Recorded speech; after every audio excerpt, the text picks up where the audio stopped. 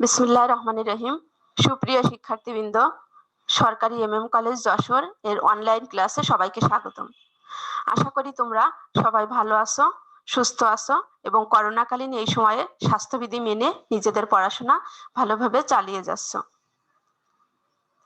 তোমাদের সাথে রয়েছি আমি রহিমা খাতুন, প্রভাষক হিসাব বিজ্ঞান বিভাগ, সরকারি এমএম কলেজ যশোর।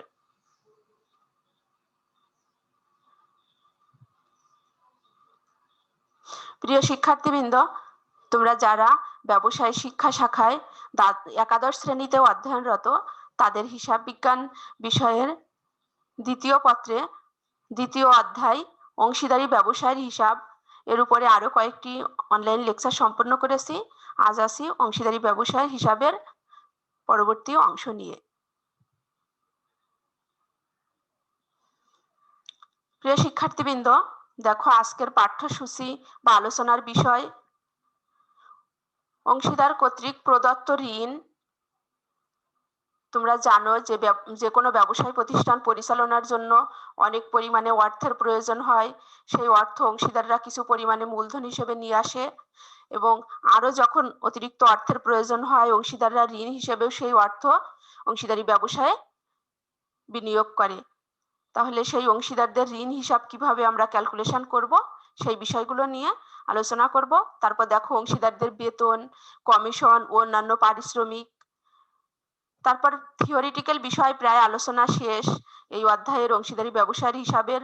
এজন্য তোমাদের এই থিওরির উপরে যে সংক্ষিপ্ত প্রশ্নগুলো, কুইজ টাইপের প্রশ্ন আসে, সেইগুলো নিয়ে আজকের আলোচনা করব। এই যে পাঠোত্তর মূল্যায়ন, তোমরা কি শিখলে দেখি এই অধ্যায়ের আলোচনা শেষে। এই বিষয়গুলো নিয়ে তোমাদের সাথে আলোচনা করছি। এখন যাই মূল আলোচনায়। দেখো, সর্বপ্রথম আলোচনা করতে যাচ্ছি অংশীদারগণ কর্তৃক প্রদত্ত ঋণ, যে লোন ফ্রম পার্টনার। তোমরা জানো যে কোনো ব্যবসায় পরিচালনার জন্যই কি প্রয়োজন? অর্থ বা মূলধন। এখন সেই অর্থ বা মূলধন অংশীদারি ব্যবসায়ে অংশীদাররা সরবরাহ করে থাকে। কিন্তু দেখো, অংশীদারি ব্যবসায়ের অংশীদাররা যে মূলধন সরবরাহ করে, এর বাইরেও বছরের যে কোনো সময় আরো কিছু অর্থের প্রয়োজন হতে পারে। তখন অংশীদাররাই নিজেরাই তাদের ব্যক্তিগত সম্পত্তি থেকে বা ব্যক্তিগত অর্থ থেকে ঋণ হিসাবে ব্যবসায়ে অর্থ বিনিয়োগ করতে পারে। সেই ঋণ হিসাব আমরা কিভাবে ক্যালকুলেশন বা হিসাব করতে পারি, সেই বিষয়টি দেখি।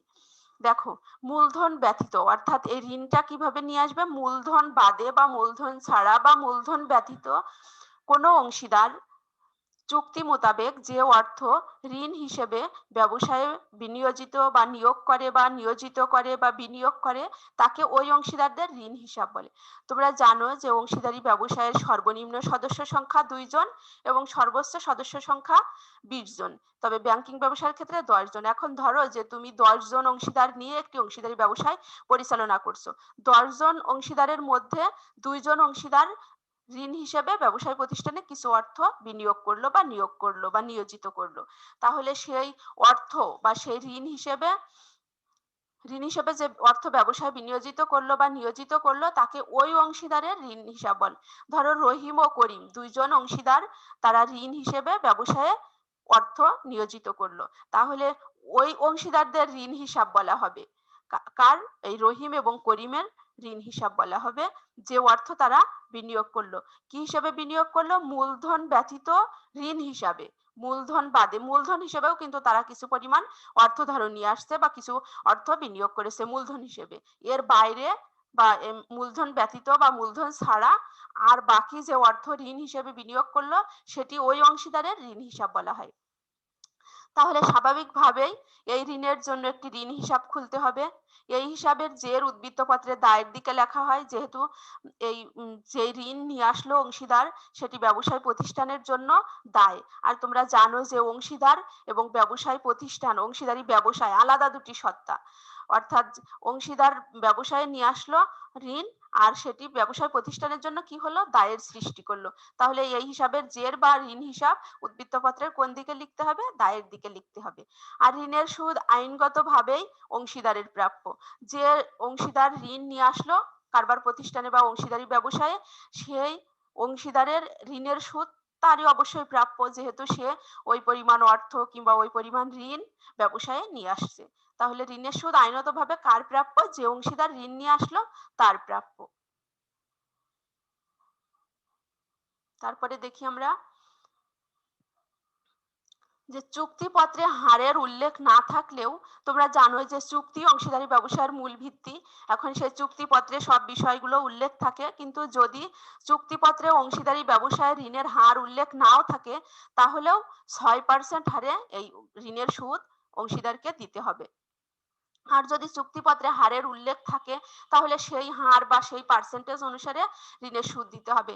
কিন্তু এখানে বলা হচ্ছে যে যদি চুক্তিপত্রে উল্লেখ নাও থাকে তাহলেও কিন্তু তোমাকে এই ঋণের সুদ 6% হারে দিতে হবে। যেখানে তোমার উত্তোলনের সুদ কিংবা মূলধনের সুদ কিন্তু দিতে হয় না যদি চুক্তিতে উল্লেখ না থাকে। কিন্তু ঋণ এমন একটি বিষয় যে যেহেতু সে মূলধনের বাইরে অতিরিক্ত অর্থ নিয়ে আসছে, তাহলে তাকে চুক্তিতে উল্লেখ না থাকলেও 6% হারে যে অংশীদার ঋণ নিয়ে আসলো তাকে পরিশোধ করতে হবে ঋণের সুদ।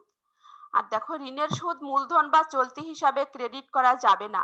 অর্থাৎ তোমরা জানো যে অংশীদারি ব্যবসায়ে মূলধন সংরক্ষণের যে দুটি পদ্ধতি আছে তার মধ্যে একটি হলো স্থিতিশীল পদ্ধতি এবং একটি হলো পরিবর্তনশীল পদ্ধতি। যদি তুমি স্থিতিশীল পদ্ধতিতে হিসাব রাখো, মূলধনের হিসাবটি স্থিতিশীল পদ্ধতিতে রাখো, তাহলে চলতি হিসাবের মাধ্যমে অন্য সব লেনদেনগুলো সমন্বয় করতে হয়।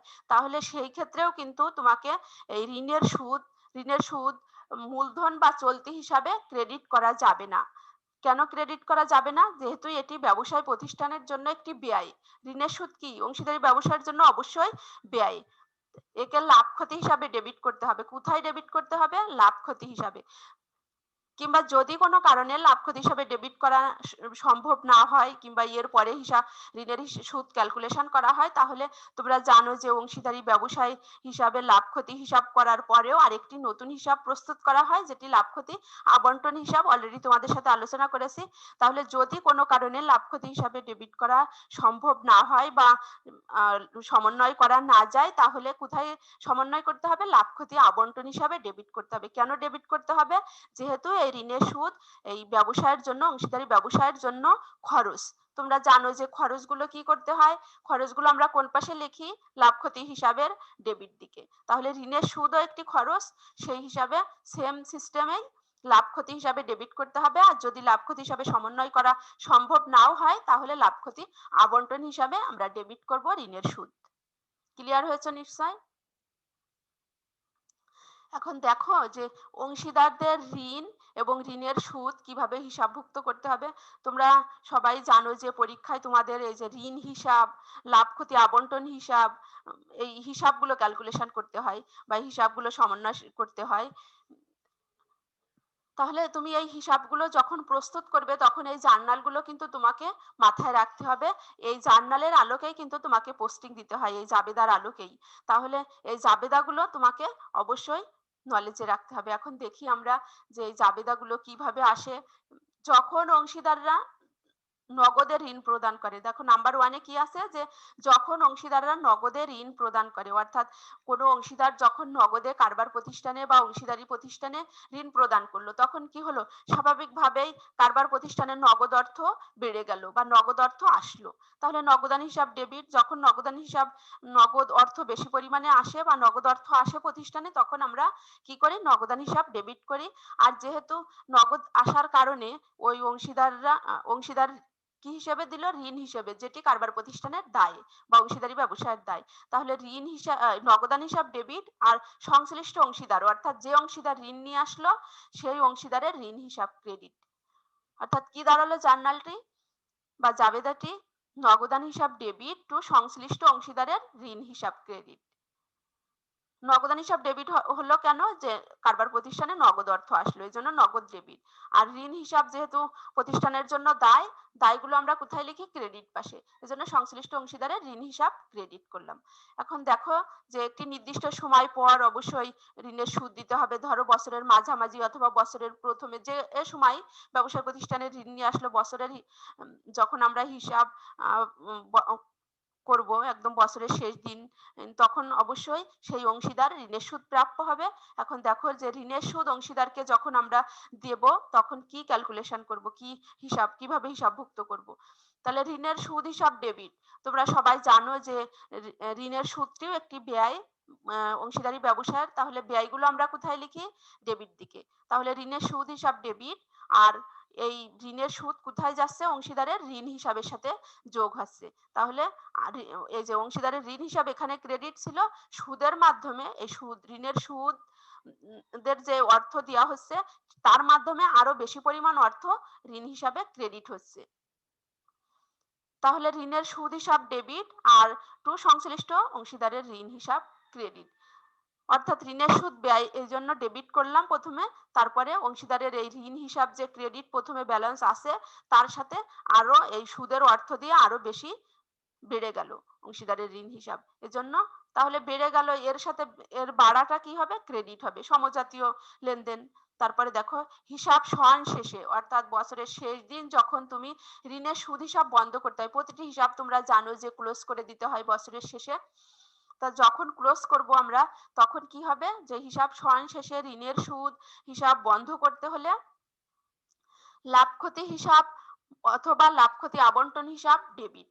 আমরা কোথায় দেখাই? এই যে খরচগুলো কোথায় দেখাই? লাভ ক্ষতি হিসাব বা লাভ ক্ষতি আবন্টন হিসাব ডেবিট, আর ঋণের সুদ ক্রেডিট। এই যে ক্লোজ করে দেওয়ার অর্থ হলো বিপরীত দাখিলা দেয়া। এই যে প্রথমে ঋণের সুদ দেখো ডেবিট ছিল, এখন আমি ক্রেডিট করে ক্লোজ করে দিচ্ছি। ক্রেডিট করতে গেলে আমাকে একটি হিসাবের এগেনস্টে ক্রেডিট করতে হয়। কোন হিসাবের এগেনস্টে আমি ক্রেডিট করতে পারি?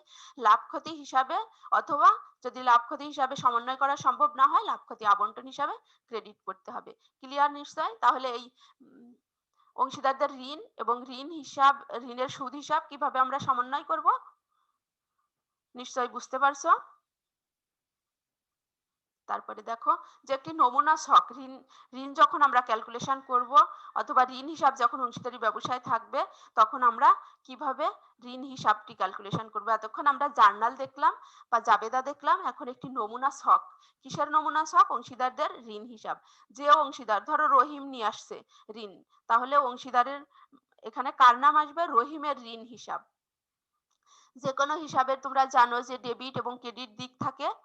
আর দেখো ডেবিট দিকে থাকে তারিখ, বিবরণ, জাবেদা, পৃষ্ঠা, টাকা। সেম ভাবে ক্রেডিট দিকেও তারিখ, বিবরণ, জাবেদা, পৃষ্ঠা, টাকা। তাহলে দেখো এবার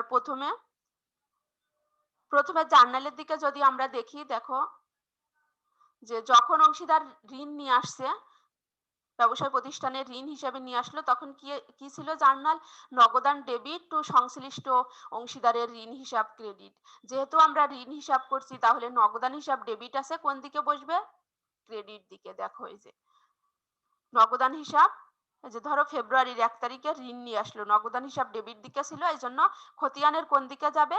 ক্রেডিট দিকে যাবে। যেহেতু আমরা ঋণ হিসাব করছি এই জন্য ঋণের বিপরীত যে দাখিলা আছে সেটি দিয়ে আমরা সেই হিসাব সমন্বয় করব। তাহলে নগদান হিসাব ডেবিট ছিল, ক্রেডিট দিকে আসলো যখন এই যে ধরো ফেব্রুয়ারির 1 তারিখ, 2002 সালের ফেব্রুয়ারির 1 তারিখে ঋণ নিয়ে আসলো, ঋণ ব্যবসায় যখন এলো তখন কি হলো? নগদান হিসাব ডেবিট, টাকা এখানে বসলো।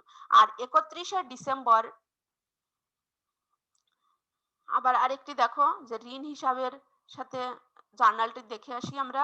এই যে এখানে দেখো আমরা কি হিসাব করছি? আমরা কিন্তু ঋণ হিসাব করছি, ঋণের সুদ হিসাব না, ঋণ হিসাব। তাহলে ঋণের সুদ যখন অংশীদারকে দেওয়া হলো তখন কি জার্নাল আছে? ঋণের সুদ হিসাব ডেবিট টু সংশ্লিষ্ট অংশীদারের ঋণ হিসাব ক্রেডিট। তাহলে এখানেও দেখো আমি যেহেতু ঋণ হিসাব করছি তাহলে এর বিপরীতটা কি আছে? ঋণের সুদ হিসাব ডেবিট আছে। তাহলে আমি কোন দিকে লিখবো? ঋণের সুদ হিসাব যেহেতু ডেবিট আছে আমি ক্রেডিট দিকে লিখবো। এই যে দেখো ডিসেম্বর 31, আগেই বলেছি যে ঋণের সুদ হিসাবটা ক্যালকুলেশন আমরা বছরের শেষ দিন করব।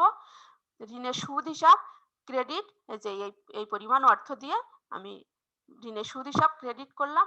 আর যদি কিছু পরিমাণ ধরো যে সে রহিম 50,000 টাকা ব্যবসায় ঋণ নিয়ে আসলো বছরে, এই যে জুলাই 31 তারিখে আমি বা ব্যবসায় প্রতিষ্ঠান পরিশোধ করে দিল 20,000 টাকা।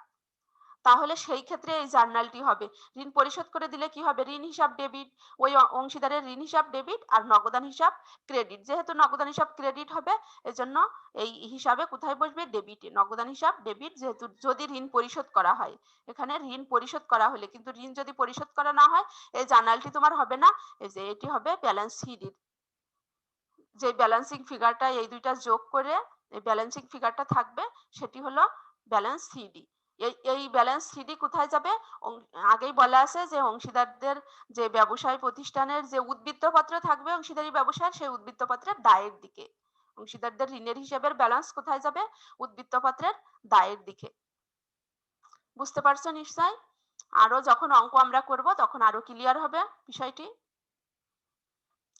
এবার আমরা দেখি যে অংশীদারদের বেতন, কমিশন, অন্যান্য পারিশ্রমিক। তোমরা জানো যে সকল অংশীদারি ব্যবসায় পরিচালনায় অংশগ্রহণ করে না, কিন্তু যারা অংশীদারি ব্যবসায় পরিচালনায় অংশগ্রহণ করলো, তার অর্থাৎ সক্রিয় যে অংশীদার, অ্যাক্টিভ যে অংশীদার ব্যবসায় পরিচালনা কার্যক্রম বা পরিচালনায় অংশগ্রহণ করছে, তার কিছু বেতন কিংবা কমিশন বা অন্যান্য পারিশ্রমিক পাওনা থাকতে পারে। এখন কিভাবে পাওনা হয় দেখো। চুক্তিপত্রে উল্লেখ থাকলেই, অর্থাৎ এখানে যদি চুক্তিতে উল্লেখ না থাকে, ঋণের সুদের ক্ষেত্রে কিন্তু বলছি যে চুক্তিতে উল্লেখ না থাকলেও কত পার্সেন্ট হারে সুদ দিতে হবে? 6% হারে। কিন্তু এখানে বলছি, বলা হচ্ছে যে অংশীদারদের বেতন, কমিশন, অন্যান্য পারিশ্রমিক যখন চুক্তিপত্রে উল্লেখ থাকবে, মানে শুধু চুক্তিপত্রে উল্লেখ থাকলেই ব্যবসায় সক্রিয় বা নির্বাহী অংশীদার, সক্রিয় বা নির্বাহী যারা ব্যবসা পরিচালনায় অংশগ্রহণ করে, তাদেরকে বলা হয় বেতন, কমিশন বা অন্যান্য পারিশ্রমিক পেতে পারেন, অন্যথায় নয়। অর্থাৎ চুক্তিতে উল্লেখ যদি থাকেই তাহলেই পাবে, যেহেতু চুক্তি অংশীদারি ব্যবসার ভিত্তি। আর চুক্তির অবর্তমানেও কিন্তু অংশীদারি বা চুক্তিতে উল্লেখ না থাকলেও কিন্তু ঋণের সুদ দিতেই হবে। তাহলে বিষয়গুলো খেয়াল রাখতে হবে তোমাদের, যে এই অংশীদাররা কখন বেতন, কমিশন ও পারিশ্রমিক পাবে? চুক্তিপত্রে উল্লেখ থাকলেই, অন্যথায় নয়। এসব ব্যবসার ব্যয় হিসেবে লাভ ক্ষতি আবন্টন হিসেবে ডেবিট করতে হবে। আচ্ছা, অবশ্যই তোমরা জানো যে বেতন, কমিশন বা অন্যান্য যে পারিশ্রমিক দেওয়া হয় অংশীদারদের, সেটি ব্যবসায় প্রতিষ্ঠানের জন্য ব্যয়। সেটি কোথায় দেখাতে হবে? লাভ ক্ষতি আবন্টন হিসেবে ডেবিট করে সংশ্লিষ্ট অংশীদারের মূলধন বা চলতি হিসাবে ক্রেডিট করতে হবে। যেহেতু তাদের আয়, এজন্য তাদের হিসাবে ক্রেডিট করতে হবে। সংশ্লিষ্ট অংশীদারের মূলধন বা চলতি হিসাব যেটি আমরা প্রস্তুত করি, সেখানে ক্রেডিট করতে হবে। আর ব্যবসায় প্রতিষ্ঠানের লাভ ক্ষতি আবন্টন হিসাবে ডেবিট করতে হবে, যেহেতু এটি প্রতিষ্ঠানের ব্যয়, অংশীদারি প্রতিষ্ঠানের। কমিশন কিভাবে চার্জ করতে হবে তাও চুক্তির ভিত্তিতে নির্ণয় করতে হবে। ধরো কোনো অংশীদারের সাথে কমিশন, যে তুমি বিক্রয়ের উপরে এত পার্সেন্ট কমিশন পাবে যদি ব্যবসায় প্রতিষ্ঠান পরিচালনা করো, এইভাবে। তাহলে কমিশনটি কিভাবে চার্জ বা ধার্য করতে হবে তাও চুক্তির ভিত্তিতে নির্ণয় করতে হবে। অর্থাৎ এখানে সবগুলো বিষয়ই চুক্তির আলোকে করতে হবে। চুক্তিতে যে বিষয়টি উল্লেখ থাকবে সেই আলোকে আমরা এটি সমাধান করব। দেখি যে এই বেতন, কমিশন বা অন্যান্য পারিশ্রমিক সংক্রান্ত যে জার্নালগুলো আছে, সেই জার্নালগুলো আমরা দেখি যে অংশীদারদের বেতন যখন নগদে দেওয়া হয়, নগদে দিলে কি স্বাভাবিকভাবেই কি বেতন হিসাব, অংশীদারদের কি বেতন হিসাব ডেবিট, যেহেতু ব্যবসায় প্রতিষ্ঠানের ব্যয় আর ব্যবসায় প্রতিষ্ঠান থেকে নগদ অর্থ চলে যাচ্ছে, এজন্য নগদ ক্রেডিট। যখন ব্যবসায় প্রতিষ্ঠানে নগদ অর্থ আসে তখন স্বাভাবিকভাবেই নগদ ডেবিট করা হয়। আর এখন যেহেতু বেতন দিয়ে দেওয়া হচ্ছে, অর্থাৎ প্রতিষ্ঠান থেকে নগদ অর্থ চলে যাচ্ছে, এজন্য নগদ হিসাব ক্রেডিট এবং অংশীদারদের বেতন হিসাব ডেবিট, যেহেতু বেতন ব্যবসায় প্রতিষ্ঠানের জন্য ব্যয়। তাহলে কি দাঁড়ালো? অংশীদারদের বেতন হিসাব ডেবিট আর নগদান হিসাব ক্রেডিট। তারপরে দেখো, অংশীদারদের বেতন হিসাবকাল শেষে দেওয়া হলে, যদি হিসাবকাল শেষে দেওয়া হয় তাহলে অংশীদারদের বেতন হিসাব ডেবিট আর সংশ্লিষ্ট অংশীদারদের মূলধন বা চলতি হিসাবে ক্রেডিট করতে হয়। যদি হিসাবকালের শেষ দিন দেওয়া হয় কি করতে হবে? নগদে না দিয়ে যদি মূলধন বা চলতি হিসাবের সমন্বয়ের মাধ্যমে দেওয়া হয়, কি হবে? অংশীদারদের বেতন হিসাব ডেবিট আর সংশ্লিষ্ট অংশীদারদের মূলধন বা চলতি হিসাব ক্রেডিট। এবার সব হিসাবই তোমরা জানো যে বছরের শেষে হিসাব বন্ধ করে দিতে হয়। এখন দেখো যে হিসাবকাল শেষে বেতন হিসাব বন্ধ করতে হলে কি করতে হবে, লাভ ক্ষতি আবন্টন হিসাবে কোথায় আমি ক্লোজ করব, যে কোন হিসাবটি ক্লোজ করব, অংশীদারদের বেতন হিসাব। বেতন হিসাব এতক্ষণ ছিল ডেবিট, এখন যেহেতু ক্লোজ করে দেব এর জন্য বিপরীত হবে, অংশীদারদের বেতন হিসাব ক্রেডিট করলাম আর একটি হিসাবের এগেনস্টে আমি সেই হিসাবটি ক্লোজ করব। তা সেই হিসাবের নাম কি, লাভ ক্ষতি আবন্টন হিসাব। তাহলে লাভ ক্ষতি আবন্টন হিসাব ডেবিট আর অংশীদারদের বেতন হিসাব ক্রেডিট। নিশ্চয় বুঝতে পারছো। এখন দেখো যে কমিশনের বিষয়টি একটু দেখি আমরা।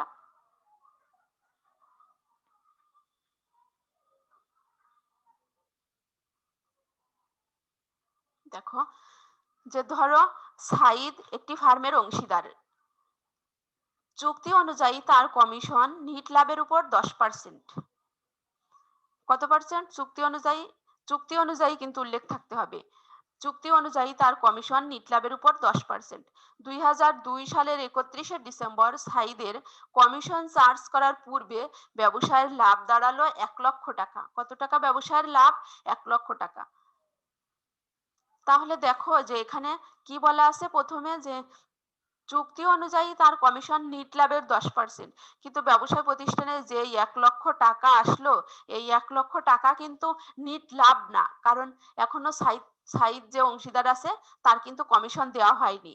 তাহলে কমিশন বাদ দেওয়ার পরে কিন্তু যেই অর্থটি পাবে, ব্যবসায় প্রতিষ্ঠানে যে অর্থ লাভ হবে সেটি হলো নিট লাভ হবে। তাহলে এই যে এই 1 লক্ষ টাকা কিন্তু এখনো নিট লাভ হিসেবে আমি ধরতে পারছি না, ব্যবসায় প্রতিষ্ঠান ধরতে পারছে না। কেন?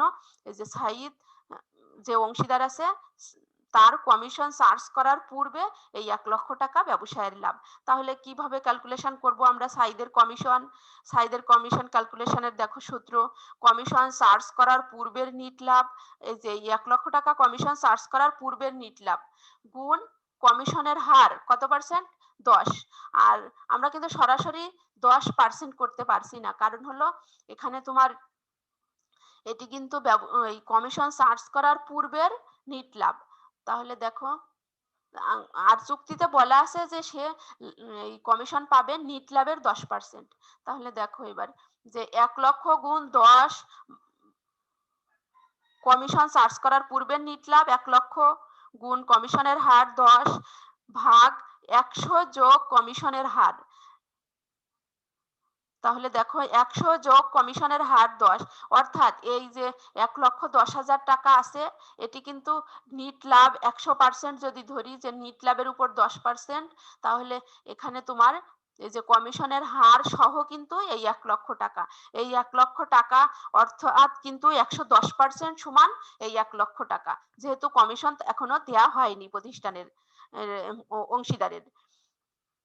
তাহলে 1 লক্ষ গুণ 10 ভাগ 110, অর্থাৎ দেখো যে এই 1 লক্ষ টাকা সমান সমান কি 1 লক্ষ টাকা নিট লাভ 100% যদি ধরি, নিট লাভ 100% প্লাস নিট লাভের উপরে যে কমিশন 10% দিতে হবে, তাহলে 100 যোগ 10 110% সমান সমান কিন্তু এই যে এই 1 লক্ষ টাকা।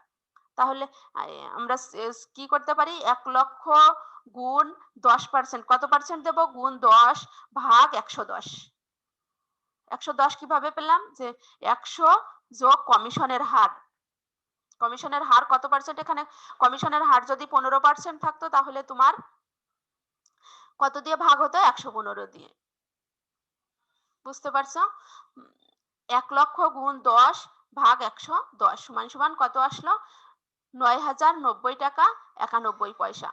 আবার দেখো যে যদি বলে যে এটা প্রথমে গেল যে চুক্তি অনুযায়ী কমিশন নিট লাভের 10%, আবার যদি আমি বলি যে এই সাইদ সাহেব কমিশন পাবে নিট লাভ, নিট লাভের উপরে না, কমিশন চার্জ করার পূর্বের নিট লাভের উপরে, যদি এটাই বলা ছিল যে নিট লাভের উপরে পাবে, এজন্য আমার এই ক্যালকুলেশনে যেতে হলো, যে ভাগ করলাম আমি 110 দিয়ে। কিন্তু যদি বলে যে কমিশন চার্জ করার পূর্বের নিট লাভের উপরে 10% কমিশন পাবে সাইদ সাহেব, বা সাইড যে অংশীদার আছে।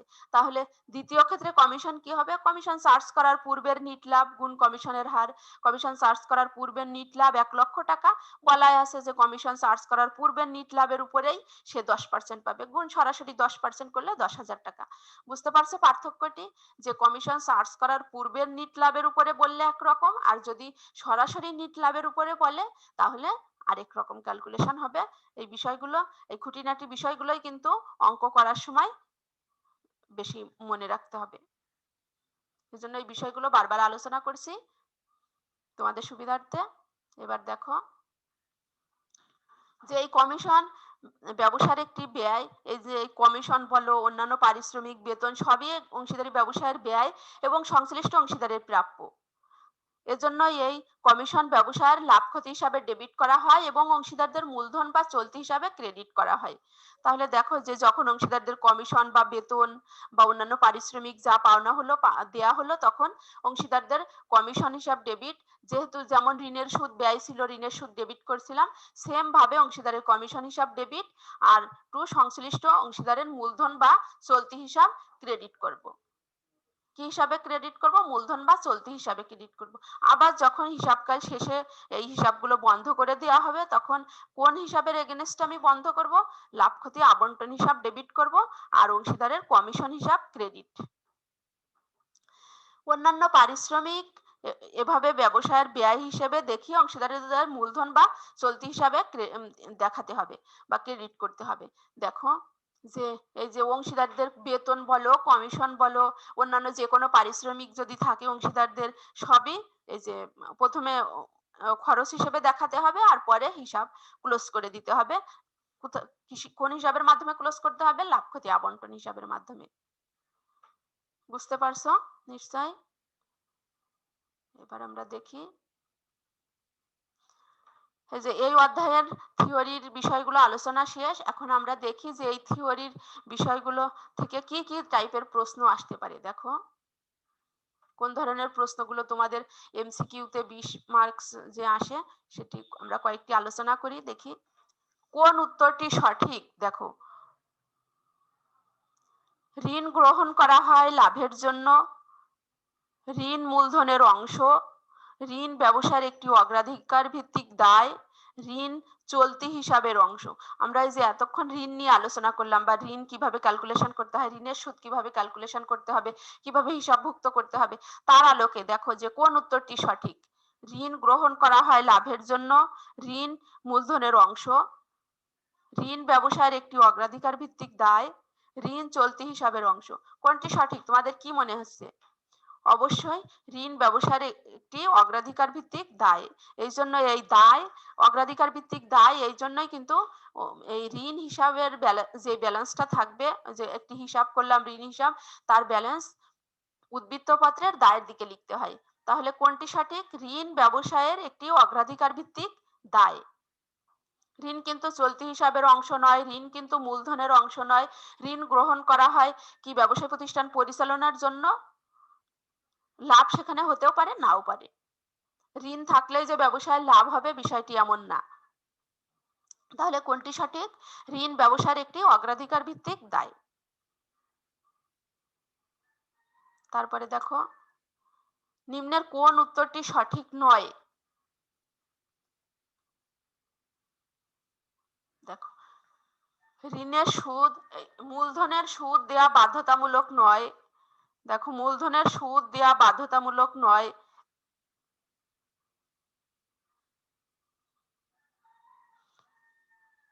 ঋণের সুদ, মূলধনের সুদ দেয়া কি বাধ্যতামূলক নয়? ঋণের সুদ দেওয়াও বাধ্যতামূলক নয়।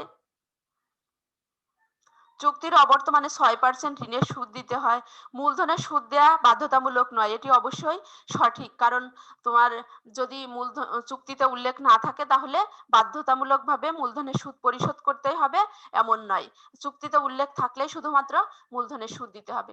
আবার দেখো ঋণের সুদ দেওয়া বাধ্যতামূলক নয়, এটি কি? ঋণের সুদ অবশ্যই তোমাকে দিতে হবে। তাহলে আর চুক্তির অবর্তমানে ঋণের সুদ দেয়া বাধ্যতামূলক নয়, এটিও কি মিথ্যা? কারণ হলো তোমার ঋণের সুদ কিন্তু অবশ্যই দিতেই হবে। আবার দেখো চুক্তির অবর্তমানে 6% ঋণের সুদ দিতে হবে, তাহলে কি এটি অবশ্যই সঠিক। তারপরে চুক্তির অবর্তমানে কি 6% সুদ দিতে হবে ঋণের সুদের ক্ষেত্রে। ঋণের সুদ মূলধন বা চলতি হিসাবে ক্রেডিট করা ঠিক নয়। ঋণের সুদ কোথায় মূলধন বা চলতি হিসাবে, এই কথাটি কিন্তু ছিল ঋণ হিসাব যখন আমরা ঋণ কিভাবে সমন্বয় করবে, কিভাবে হিসাবভুক্ত করবে, তখন কিন্তু ছিল যে ঋণের সুদ বা সুদ মূলধন বা চলতি হিসাবে ক্রেডিট করা যাবে না। এটি কোথায় ক্রেডিট করতে হবে, যেহেতু ঋণের সুদ একটি ব্যয়, ঋণ হিসাবে ক্রেডিট করতে হবে। তাহলে এই উত্তরটি কিন্তু সঠিক নয় যে ঋণের সুদ মূলধন বা চলতি হিসাবে ক্রেডিট করা ঠিক নয়। দেখো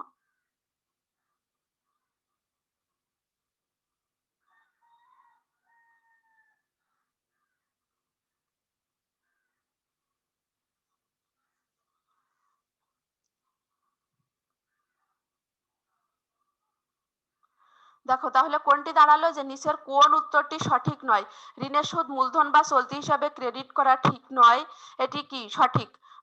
এখানে মূলধন বা চলতি হিসাবে ক্রেডিট করা যাবে না।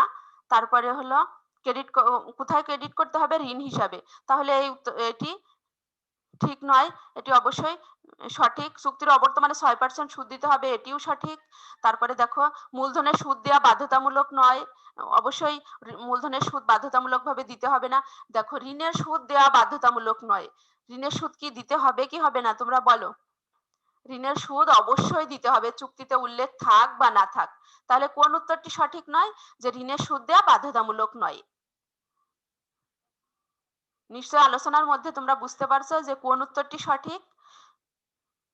এখানে চাচ্ছে কোনটি, যে নিচের কোন উত্তরটি সঠিক নয়।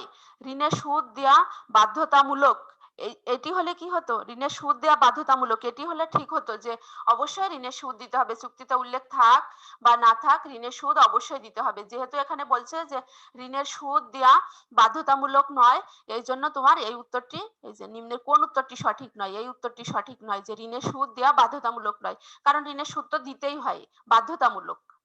তাহলে এই উত্তরটি সঠিক নয়, খ। তারপরে আমরা দেখি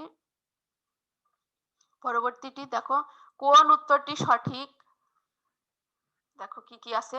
ফার্মে শুধু নিষ্ক্রিয় অংশীদার থাকে, নিষ্ক্রিয় অর্থাৎ যারা অংশীদারি ব্যবসায় প্রতিষ্ঠান পরিচালনায় অংশগ্রহণ করে না, ইনঅ্যাক্টিভ হিসেবে থাকে।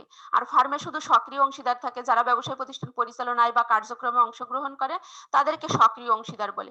সব অংশীদার বেতন পায়, সব অংশীদার কিন্তু বেতন পায় না, যারা শুধু কার্যক্রম পরিচালনায় অংশগ্রহণ করে তারাই মাত্র বেতন পায়।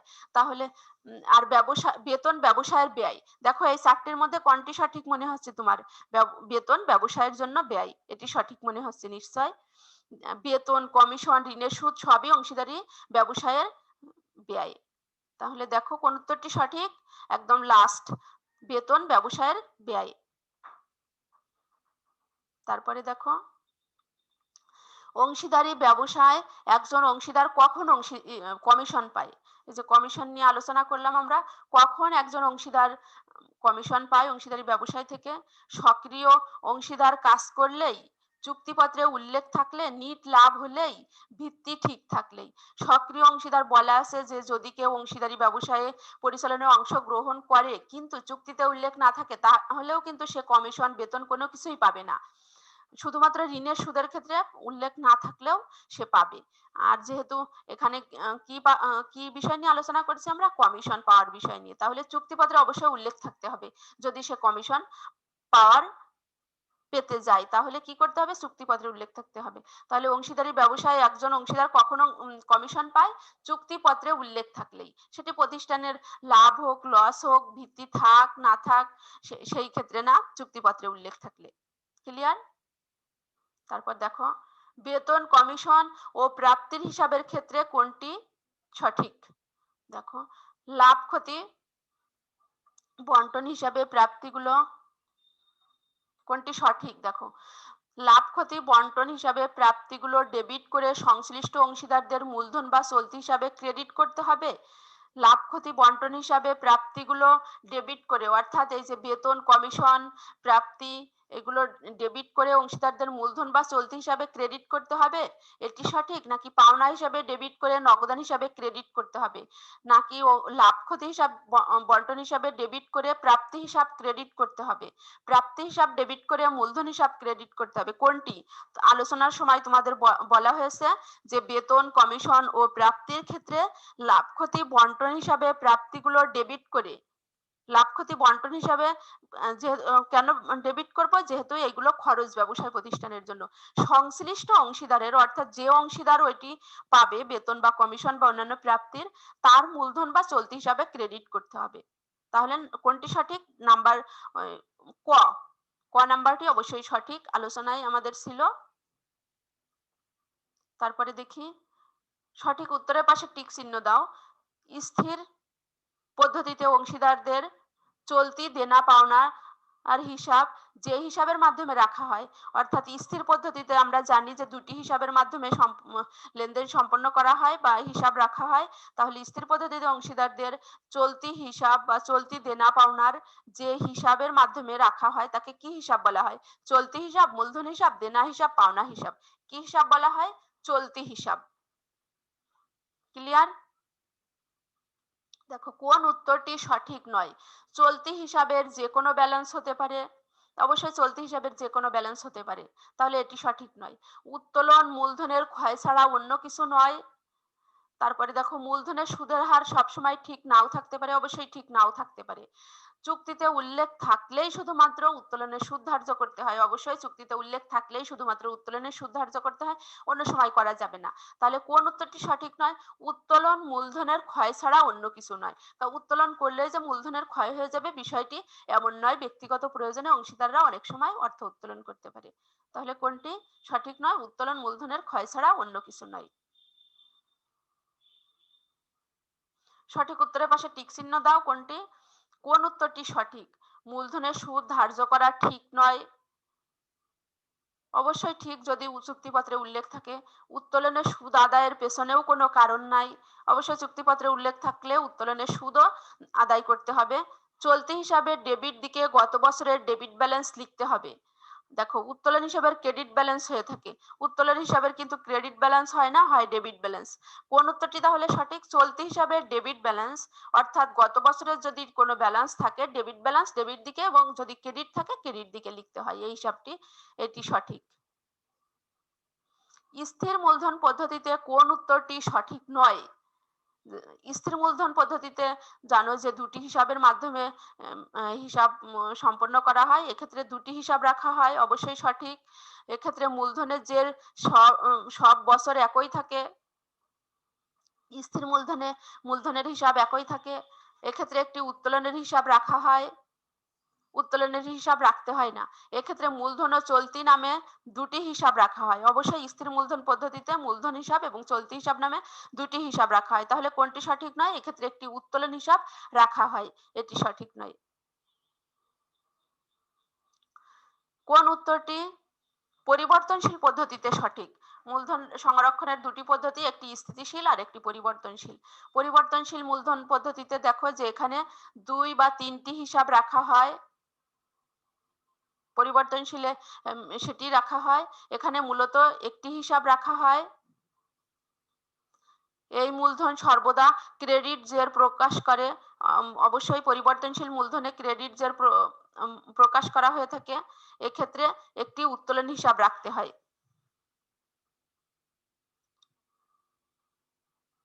তাহলে দেখো পরিবর্তনশীল মূলধন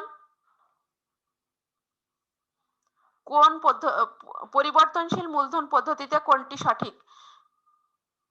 পরিবর্তনশীল মূলধন পদ্ধতিতে তোমাকে এখানে 2 বা 3টি হিসাব রাখতে হয়, এই উত্তরটি সঠিক। পরিবর্তনশীল মূলধনের ক্রেডিট জের, ডেবিট জের যে কোনোটি হতে পারে, এক্ষেত্রে উত্তোলন হিসাব রাখার বাধ্যবাধকতা নাই। এখানে একটি হিসাব রাখা হয় না, এখানে মূলত 2 বা 3টি হিসাব রাখা হয়, 2টি হিসাব সাধারণত রাখা হয় পরিবর্তনশীল মূলধন পদ্ধতিতে। অংশীদারদের মূলধন হিসাব আর তোমার চলতি হিসাব, এই দুইটি হিসাবের মাধ্যমে সাধারণত করা হয়। তারপর দেখো কোন উত্তরটি সঠিক। অংশীদাররা ব্যবসায়ের জন্য যে অর্থ বিনিয়োগ করে তাকে বিনিয়োগ বলে। অংশীদাররা ব্যবসায় যে সম্পদ দান করে তাকে মূলধন বলে। অংশীদাররা যে অর্থ ও সম্পদ দান করে তাকে মূলধন বলে। অংশীদাররা ব্যবসায়ে খাটানোর জন্য যে অর্থ বা সম্পত্তি আনয়ন করে তাকে অংশীদারদের মূলধন বলে। কোনটি সঠিক মনে হচ্ছে? নিশ্চয়ই সর্বশেষ, অংশীদাররা ব্যবসায়ে খাটানোর জন্য যে অর্থ বা সম্পত্তি আনয়ন করে তাকে অংশীদারদের মূলধন বলে। কি বলে? অংশীদারদের মূলধন। দেখো মূলধন হিসাব রাখার পদ্ধতি কয়টি? অলরেডি আমরা বলেছি যে মূলধন হিসাব রাখার পদ্ধতি দুইটি, একটি স্থিতিশীল এবং একটি পরিবর্তনশীল। তারপরে দেখো অংশীদারি ব্যবসায় সর্বনিম্ন সদস্য কতজন হতে পারে? সর্বনিম্ন সদস্য সংখ্যা 2 জন। আর সর্বোচ্চ কত হতে পারে? 20 জন। তারপরে দেখো অংশীদারি ব্যবসায়ের মূল ভিত্তি কি? চুক্তি। কি? মূলধন, চুক্তি, সহজ গঠন, পরিচালনা। অবশ্যই চুক্তি অংশীদারি ব্যবসায়ের মূল ভিত্তি।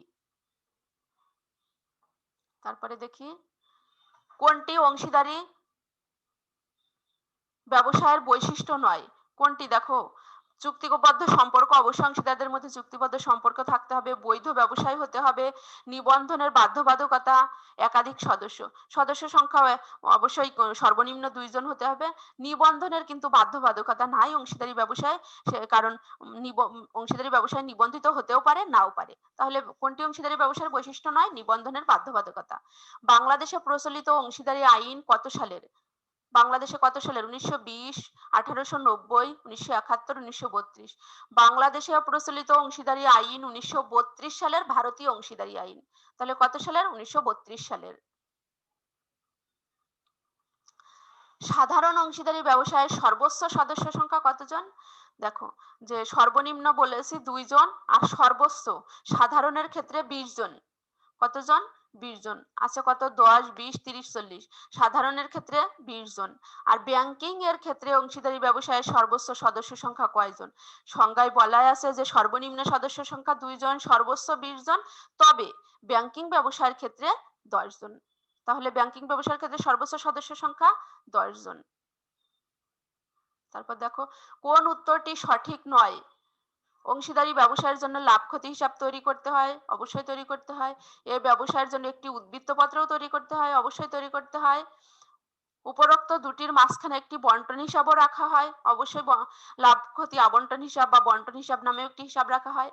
তারপরে দেখো লাভ ক্ষতি হিসাবের সময়কার বা পরের কোনো অসমন্বিত বিষয় এখানে সমন্বয়ের ব্যবস্থা নাই। এটি অবশ্যই ভুল, কারণ লাভ ক্ষতি হিসাব করার পরেও যে বিষয়গুলো অসমন্বিত থাকে বা তার পরের সময়কারের যে লেনদেনগুলো থাকে, হিসাবগুলো থাকে, সেটি আমরা লাভ ক্ষতি বন্টন হিসাবের মাধ্যমে সমন্বয় করি। তাহলে লাস্টের বিষয়টি সঠিক নয়, সমন্বয়ের ব্যবস্থা আছে, এটি হবে সঠিক।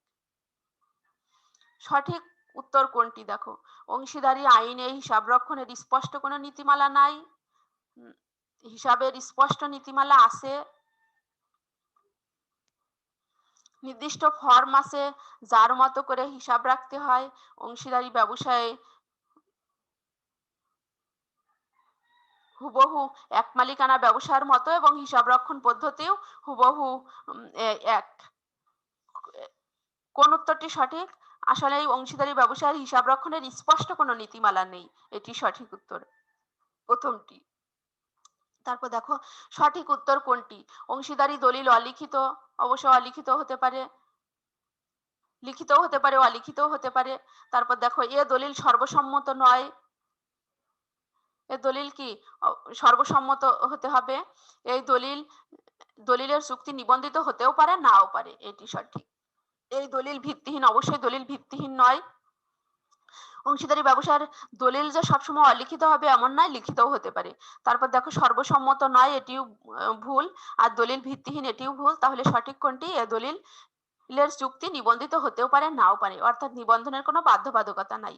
তারপর দেখো কোনটি অংশীদারি দলিলের বিষয়বস্তুর অন্তর্ভুক্ত? অর্থাৎ অংশীদারি দলিল বা চুক্তিপত্রে কোন বিষয়টি উল্লেখ থাকে?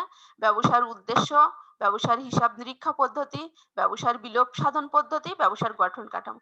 অবশ্যই ব্যবসার গঠন কাঠামো সম্পর্কে অংশীদারি দলিলে বা বিষয়বস্তুতে উল্লেখ থাকবে বা চুক্তিপত্রে উল্লেখ থাকবে। দেখো চুক্তির অবর্তমানে প্রযোজ্য নীতিমালার মধ্যে ভুল উত্তরের পাশে টিক চিহ্ন দাও। চুক্তির অবর্তমানে প্রযোজ্য নীতিমালা আর মধ্যে আছে কোনটি? যেটি ভুল, দেখো লাভ ক্ষতি সমারে বন্টিত হবে, এটি আছে চুক্তির অবর্তমানে প্রযোজ্য নীতিমালার মধ্যে। অংশীদারদের ঋণের সুদ 6% দিতে হবে, এটি আছে। ব্যবসার সব অফিসে হিসাবের খাতাপত্র সংরক্ষিত থাকবে, এটিতে আলোচনায় পড়ে যায়। সবাই সমান মূলধন সরবরাহ করবে, যেহেতু সবাই সমহারে লাভ ক্ষতি বন্টন করবে, মূলধন সমান হারে বন্টন করবে, এই কথাই বলা আছে চুক্তির অবর্তমানে অংশীদারি নীতিমালায়। কিন্তু এই কথাটি বলা আছে যে ব্যবসার সব অফিসে না, প্রধান যে অফিস, মেন অফিস থাকবে সেখানে শুধুমাত্র খাতাপত্র সংরক্ষিত থাকবে। তাহলে ভুল উত্তর, ব্যবসার সব অফিসে হিসাবের খাতাপত্র সংরক্ষিত থাকবে, এটি ভুল উত্তর। কোথায় থাকবে? প্রধান অফিসে। তাহলে যে এতক্ষণ আমার সাথে থাকার জন্য ধন্যবাদ সবাইকে। মনোযোগ সহকারে এই অনলাইন লেকচারগুলো অনুসরণ করো এবং স্বাস্থ্যবিধি মেনে নিজেদের পড়াশোনা ভালোভাবে চালিয়ে যাও। পরবর্তী ক্লাসে আবার কথা হবে। সে পর্যন্ত সবাই ভালো থাকো।